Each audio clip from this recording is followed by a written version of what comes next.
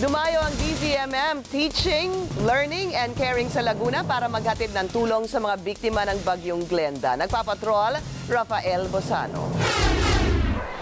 Kahit nananatiling sira ang forward court ng Barangay Kalumpang sa Liliw, Laguna, di nito napigilan ang pagdagsa ng mga residente na karamihan ay mga naging biktima ng Bagyong Glenda.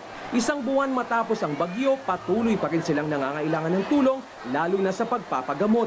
Agad namang tumulong ang DZMM Teaching, Learning, Caring sa kanilang pangangailangang medikal. Napakalaking tulong sa aming mahihirap. Di pa man ako nalalapatan ng buwan, parang nakakaginhawa na ako Makakalibre na ako ng gamot. Nagkaroon din ng dental mission at feeding program.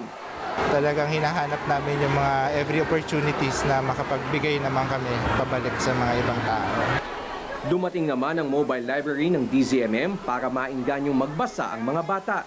Thankful actually pagdating natin, so talagang masaya sila.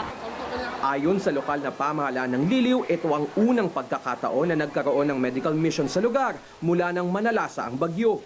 Sa ika-28 taon ng DZMM, patuloy pa rin itong mag-iikot sa iba't ibang bahagi ng bansa para maghandog ng libreng serbisyo at patuloy na isabuhay ang pagiging una sa balita, una sa public service.